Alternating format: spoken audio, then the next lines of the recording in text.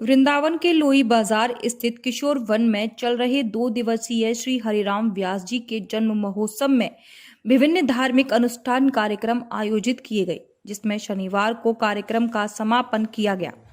साथ ही समापन से पूर्व स्वामी हरिराम व्यास जी की समाधि पर उनका दूध, दही, शहद, घी इत्यादि पंचामृत से मंत्रोच्चारण के मध्य अभिषेक कराया गया और संत लोगों द्वारा अपनी श्रद्धा सुमन अर्पित किए।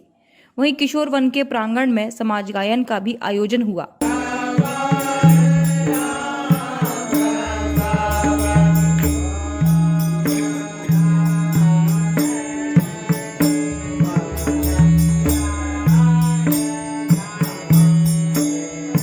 इस बारे में जानकारी देते हुए जय गोस्वामी ने बताया कि श्री राधे, ये वृंदावन में श्री धाम वृंदावन में किशोर वन में श्री हरिराम व्यास जी का 510वां जन्म महोत्सव यहाँ पर आज संपन्न हो रहा है। ये किशोर वन में यहाँ पर प्राचीन सभी वाणियों का पद रसिकों के द्वारा गाया जा रहा है। तत्पश्चात व्यास जी का दूध अभिषेक होगा और सभी साधु और संत महापुरुषों का सम्मान पटका इत्यादि उड़ा करके और प्रसादी के बाद में व्यास जी का उत्सव संपन्न किया गया। दिल्ली में चल रहा किसानों का आंदोलन 10वें दिन भी जारी रहा। वहीं मथुरा से भी किसान इस आंदोलन में भाग लेने निकल पड़े, जिसमें भारतीय किसान यूनियन भानुकुट के लगभग सैकड़ों कार्यकर्ता मथुरा के बलदेव से एक बस में भर के दिल्ली के लिए रवाना हुए, जहां उन्होंने सड़क पर पैदल मार्च करते हुए किसान विरोधी बिल को पास करने का विरोध जताया और कहा कि उनका आंदोलन तब तक जारी रहेगा जब तक कि वह इसको समाप्त नहीं करा देते, चाहे इसके लिए उन्हें दिल्ली में जाकर कुछ भी करना पड़े, लेकिन वह पीछे नहीं हटेंगे। आप जा रहे हैं, कहाँ जा रहे हैं सब लोग, क्या रणनीति है? हम दिल्ली कूच करने जा रहे हैं। ये किसानों के खिलाफ जो 3 कानून जब तक सरकार वापस नहीं लेगी तब तक हम वहाँ से अनिश्चितकालीन धरने पे बैठेंगे। वहीं कितने लोग हैं जो आज दिल्ली जा रहे हैं? करीब 50-60 लोग हैं और भी गाड़ियाँ गई हैं। तो क्या रहेगा आपका अगला कदम? यही रहेगा, सरकार 3 कानून जो तक वापस नहीं लेगी तब तक धरना रहेगा। किसान की मांग जब तक नहीं मानी जाएगी तब तक किसान धरना देता ही रहेगा, चाहे कितना भी दिन रात कितना भी कुछ हो जाए। अलीगढ़ कोर्ट परिसर में उस समय हंगामे की स्थिति उत्पन्न हो गई जब कैट समुदाय के युवक युवती वहां पर शादी करने पहुंच गए। आरोप है कि कुछ लोगों ने उन दोनों को पकड़ लिया व प्रेमी की जमकर पिटाई कर दी और बाद में दोनों को पुलिस के हवाले कर दिया। दरअसल पंजाब के मोहाली में अलीगढ़ के जीवनगढ़ का रहने वाला सोनू मलिक फेरी लगाकर कपड़े का काम करता है, जहां पर उसका फेसबुक से प्रेम संबंध मोहाली की रहने वाली एक नाबालिग युवती से हो गया। दोनों एक दूसरे के इतने नजदीक आ गए कि नाबालिग प्रेमिका अपने प्रेमी का हाथ पकड़कर अलीगढ़ शादी करने पहुंच गई।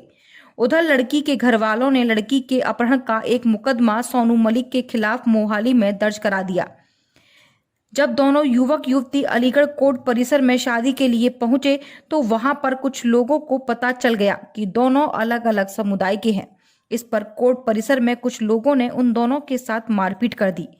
सूचना पर अलीगढ़ थाना सिविल लाइंस पुलिस भी पहुंच गई और दोनों को अपने साथ ले गई।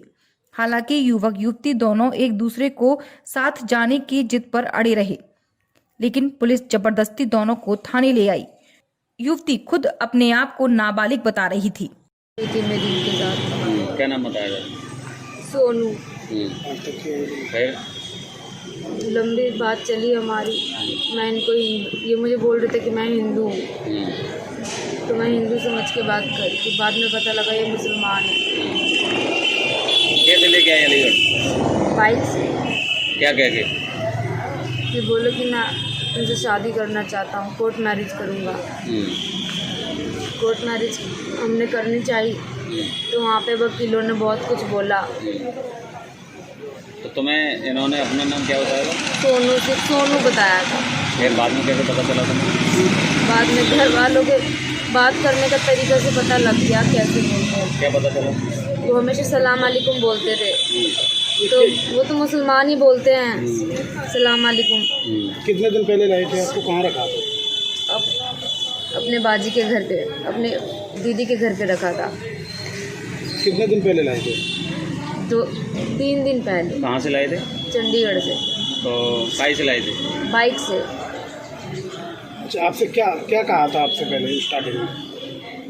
हाय हेलो चली थी, उसके बाद काफ़ी बात चली,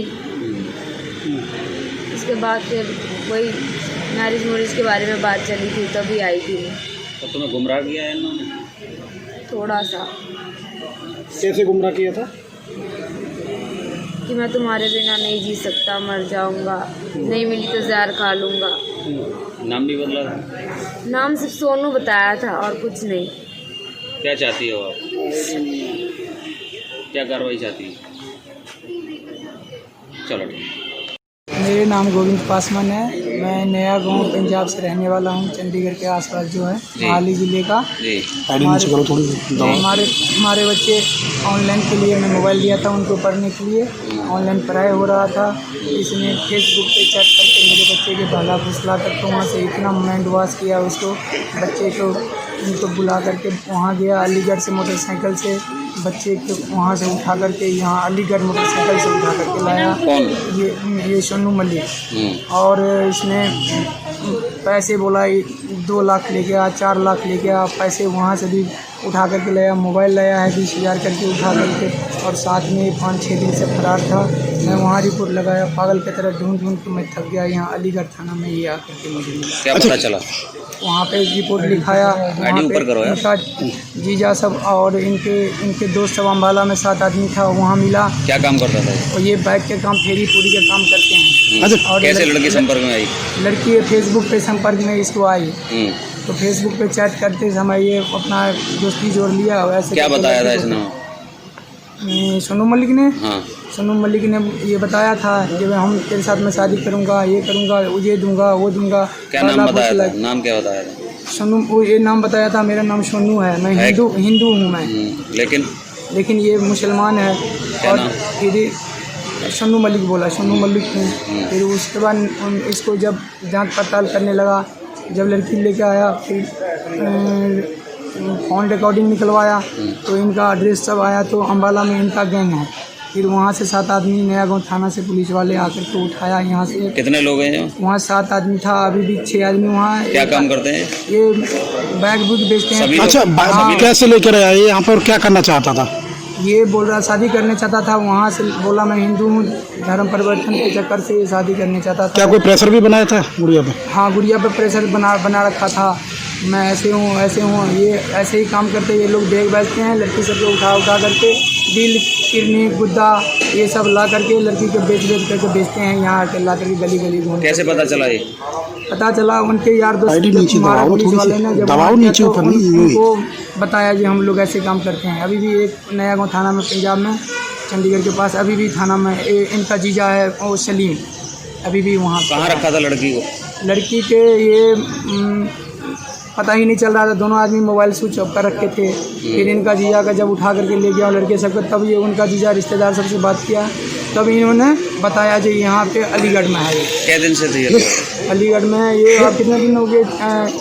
काई से लाया? 29 तारीख को उठाया ये, 29 तारीख के आज 4 तारीख हो गया। काई से लाया अलीगढ़? हाँ जी, मोटरसाइकिल से लाया ये, चंडीगढ़ से मोटरसाइकिल से अलीगढ़ लाया। तो क्या लव जिहाद में फंसाया था इसने? हाँ जी, लव जिहाद में ये फंसा करके लाया ये। और इसको बस क्या चाहते हैं आप? मैं यही इंसाफ चाहता हूँ, और यही चाहता हूँ, इंसाफ चाहता हूँ। मैं पूरे मीडिया वाले से, पूरा देशवासी से, थाना से, हर एक चीज़ से मैं इंसाफ चाहता हूँ। मेरे लड़की मुसलमान होकर के लड़की को उठा करके, अभी मेरी लड़की 16 साल की लड़की है, मेरी 10वीं क्लास में पढ़ता है। ठीक है। तो ये चाहता है, हमको इंसाफ चाहिए और कुछ नहीं चाहिए। लड़की मेरी बच्ची है, पढ़ने का उम्र है उसका, और इसने सर्वनाश कर रहा है, लड़की सब पे लाला करके सर्वनाश कर रहा है। बेच रहा है, किसी की आँख निकाल करके, किसी की किडनी निकाल के, किसी के गुर्दे निकाल करके बेच रहा है। इनको पैसे मिलते हैं 50 लाख, 20 लाख, 30 लाख, यही काम करते हैं, धंधा करते। लव आज वाले सिस्टम बना रखे हैं इसने, बेचो, इनको ऊपर से पैसे मिलते हैं। सर, सिविल लाइन क्षेत्र में एक मामला प्रकाश में आया, क्या था पूरा मामला, क्या है? ये कल शाम को न्यायालय एडीजे 17 की कोर्ट में एक लड़का लड़की शादी का आवेदन लेकर पहुंचे थे। वहां पर उस लड़के की कुछ लोगों ने पिटाई कर दी थी, जिसका वीडियो वायरल हो गया था। उस लड़के का कल मेडिकल पुलिस ने कराया था थाना सिविल लाइन पर, धारा 147, 323, 54, 56 इसकी एफआईआर दर्ज कर ली गई है।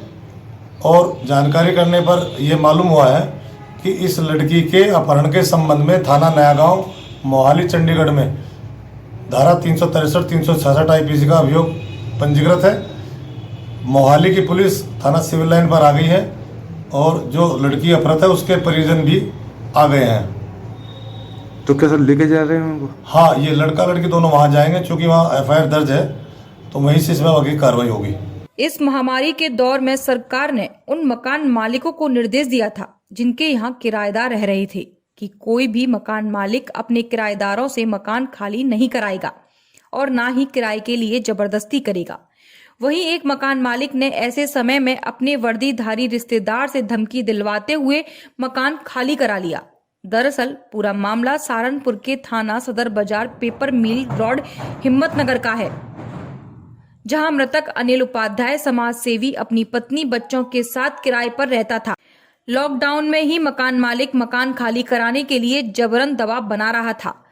मृतक अनिल उपाध्याय व मृतक की पत्नी बबीता ने मकान मालिक को कहा कि लॉकडाउन में वह कहां जाएं, 1 माह का किराया था वो भी दे देंगे, पर मकान मालिक जबरन मकान खाली कराने के दबाव के साथ धमकाता रहा और पुलिस की धमकी देता रहा। वहीं पति पत्नी मकान मालिक से गिड़गिड़ाते रहे, पर मकान मालिक ने उनकी एक ना सुनी, जिसके बाद अपनी दबंगई दिखाते हुए मकान मालिक ने अपने नजदीकी रिश्तेदार दरोगा को मकान खाली कराने के लिए बुलाया। जब दरोगा मकान खाली कराने पहुंचा तो वर्दी की हनक से इंसानियत को भी तार तार कर दिया। दरोगा नीरज कुमार मृतक अनिल उपाध्याय के घर वर्दी में पहुंचे तो दरोगा ने वर्दी में पीड़ित गरीब परिवार के साथ बदसलूकी व गाली गलौज की, जिसके बाद मौके पर ही अनिल उपाध्याय की मौत हो गई। दरोगा मौके से फरार हो गया, जहां मृतक के घर में अनिल की मौत से कोहराम मच गया। वहीं मृतक की पत्नी को लेकर कॉलोनी वासी व रिश्तेदारों ने थाने में पहुंचकर दरोगा के खिलाफ रिपोर्ट दर्ज कराई, पर 2 माह गुजर जाने के बाद भी आज तक मृतक की पत्नी बबीता को इंसाफ नहीं मिला। मृतक की पत्नी बबीता व कॉलोनी वासी अब इंसाफ के लिए धरने पर बैठ गए। बबीता, आपको 2 महीने हो गए हैं यहाँ पे अधिकार की चक्कर काटते हुए, क्या आपको न्याय अब तक नहीं मिल पाया? मुझे न्याय नहीं मिल पाया। मैं कभी SP के यहाँ और कभी DM के यहाँ चक्कर लगाती रहूँ, बस 8-8 दिन पे टाल देते हैं। मैं चाहती हूँ कि उस दरोगा की गिरफ्तारी हो। उसने एक बेगुनाह को मारा है, उसे सजा तो मिलनी चाहिए। मैं ये नहीं चाहती कि कल को जैसे आज मेरा घर बर्बाद हुआ, कल वो अहंकार में आके क्या नाम है कल किसी और का भी घर बर्बाद करे। उसे सजा मिलनी चाहिए, वरना ये सोचेगा कि मेरा तो कोई कुछ कर ही नहीं सकता, जो चाहे वो कर देगा, कल किसी और को अपना निशाना बनाएगा। तो ये धरना कब तक के लंबे समय तक के चलने वाला है? अगर मुझे उसकी जब तक गिरफ्तारी नहीं होगी तब तक मुझे इंसाफ नहीं मिलने का। मैं धरना पे डटी रहूंगी। अगर इससे भी नहीं होगा तो मैं भूख हड़ताल पे बैठूंगी, तब भी मुझे नहीं इंसाफ मिलेगा। तो मैं आत्मदाह भी करने के लिए तैयार हूँ। जब मेरा घर ही बर्बाद हो गया तो मैं जी का क्या करूँगी? सिर्फ और सिर्फ इंसाफ चाहिए। अगर मेरी मृत्यु हो जाती है ना तो इसका सारा आश्रय सिर्फ शासन और प्रशासन को जाएगा। आप यहाँ धरने पे आए हैं? 14 अक्टूबर को एक बहुत ही दुर्भाग्यपूर्ण घटना हमारे नगर में हुई, जिसमें पुलिस की हनक और वर्दी की गुंडागर्दी में हमारा एक नौजवान साथी हमारे हाथ से बिछड़ गया। अनिल कुमार उपाध्याय, जो अपने परिवार का ईमानदारी के साथ शांतिपूर्ण जीवन जीते हुए संचालन कर रहा था, उसकी तबीयत भी ख़राब थी। अचानक बुलंदशहर पोस्टेड एक दरोगा उनके घर में घुसता है, गाली गलौज और बदतमीज़ी के साथ बात करता है। शायद ऐसा लगा कि वो प्रभावित था हमारे मुख्यमंत्री की भाषा की ठोक दो की नीति के तहत, जो आम तौर पे पूरे प्रदेश में हमें देखने को मिल रही है। उसी में एक हमारा साथी चला गया और संवेदनहीनता यहाँ तक दिखाई दी कि जब तक SHP साहब और तमाम पुलिस अधिकारियों और प्रशासनिक अधिकारियों को बार बार कहने के बावजूद आज 5 दिसंबर का दिन हो गया, यानी लगभग 2 महीने बाद भी उस घटना में कोई कार्रवाई नहीं हुई और ना ही आंसू पहुँचने के लिए कोई मुआवजा सरकार के द्वारा दिया गया। ऐसे में मजबूर होना पड़ा हम सब नगरवासियों को किस बात के लिए कि हम इस सोई हुई सरकार को जगाने का काम कर सकें, ये न्याय मिल सके इस बात के लिए कि फिर दोबारा कोई वर्दीधारी इस बात की गुंडागर्दी प्रदर्शित करते हुए किसी दूसरे की जान लेने का काम ना कर पाए और उसे दंड मिले। पुलिस के द्वारा वो जेल के शिक्षों में न्यायोचित कार्रवाई उसके अंतर्गत हो। उसी के साथ साथ जो पीड़ित पक्ष है, मृतक परिवार के लोगों का जीवन आगे संचालित करने के लिए किस तरह से 25 लाख रुपए मुआवजे की मांग जो लंबे समय से हम लोग कर रहे हैं, उसी बात का का ज्ञापन आज माननीय जिलाधिकारी महोदय के माध्यम से हम लोग देना चाहते हैं। अपनी बात पर बल देते हुए फिर दोबारा पुलिस की जो कार्रवाई गुंडई की जो ये वो है वो हरकतें बंद हों। लोकतंत्र में अपनी बात को रखने का हक समझते हुए संवेदनहीनता के प्रति संवेदनशीलता का परिचय मौजूदा सरकार देगी, ऐसी इस उम्मीद के साथ हम लोग इस धरने में समाजवादी पार्टी की तरफ से पूरी रूप से समर्थन करते हैं और ये उम्मीद करते हैं कि जल्द से जल्द इसका समाधान होगा। अगर नहीं होता तो ये धरना बहुत लंबे स्तर तक चलेगा और आंदोलन दूसरा रूप भी धारण कर सकता है। अलीगढ़ के एक गांव में दलित दूल्हे की बारात चढ़ाने को लेकर जाट समुदाय के लोगों ने तांडव किया। दलित समाज के शादी में शरीक हुई महिलाओं के साथ समुदाय के लोगों ने अश्लील हरकत करते हुए छेड़खानी की। दरअसल अलीगढ़ के थाना अतरौली क्षेत्र इलाके के गांव चितनंगला के रहने वाले दलित समाज से ताल्लुक रखने वाले कालीचरण की बेटी कुमारी नेहा की शादी गांव के रहने वाले नीरज कुमार के साथ तय की गई थी और जब दूल्हा अपने बारातियों के साथ अपनी गाड़ियों में सवार होकर बारात लेकर गांव पहुंचा तो उसी दौरान देर रात जब गांव के अंदर दलित समुदाय की बारात गांव के रास्ते गलियों के अंदर से होकर गुजर रही थी तो दुल्हन के घर से 100 मीटर की दूरी पर गांव के रहने वाले स्वर्ण जाति के जाट समुदाय के 40 से 45 व्यक्तियों ने बारात को अपने घरों के सामने आने पर बारात को रोका और बारात को रोककर अन्य रास्ते ले जाने का दबाव बनाने लगे। दलित समुदाय के लोगों द्वारा विरोध किया गया तो उसके बाद जाट समुदाय के लोगों ने दलित समुदाय की बारात के लोगों को मारा पीटा और साथ ही पथराव कर दिया, जहां बारात में आई हुई महिलाओं के साथ अश्लील हरकतें करने लगे।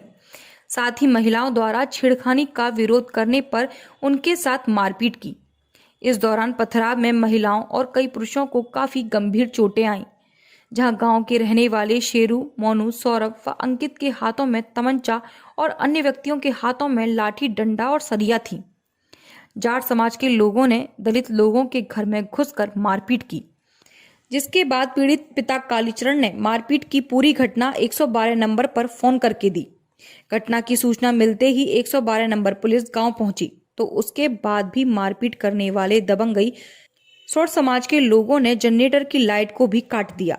जाट समुदाय के लोगों ने दलित समाज के लोगों पर आपत्तिजनक टिप्पणी की कि तुम लोगों की जाटों के गांव के अंदर बारात चढ़ाने की हिम्मत कैसे हुई। बारात पर हमला करने वाले दंगाइयों ने कहा कि रिपोर्ट थाने के अंदर दर्ज कराने की कोशिश की तो गांव के अंदर से दलित समाज को उखाड़ फेंक देंगे और 2-4 लोगों को जान से मार देंगे।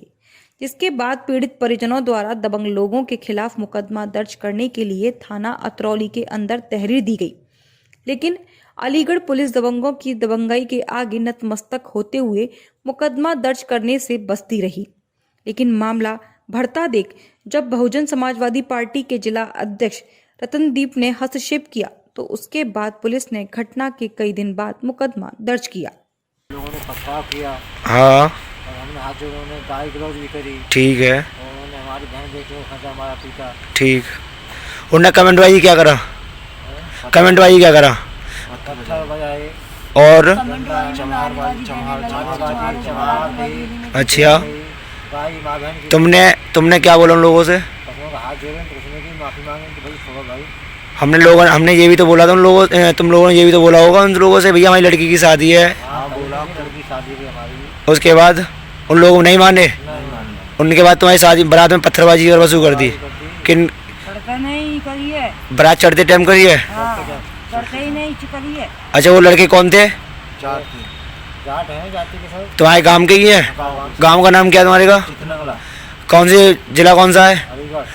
देखिए, ये थाना अतरौली क्षेत्र में एक गांव है चितनंगला, वहाँ पर की घटना है जिसमें एक जाटो पक्ष के घर पर एक बारात आ रही थी और गांव में उस बारात में कुछ लोगों से गांव के दूसरे पक्ष के लोगों के साथ झड़प हो गई उनकी, कुछ इसी बात को लेकर कहासुनी हो गई और इसके पश्चात दोनों पक्षों में कुछ ईंट भी चलाए गए और दोनों पक्षों को चोट भी आई है। और इस संबंध में थाने पर इन जो जाटो पक्ष है उनकी तरफ से तहरीर दी गई, जिसके आधार पर SC/ST और अन्य धाराओं में मुकदमा दर्ज किया गया है।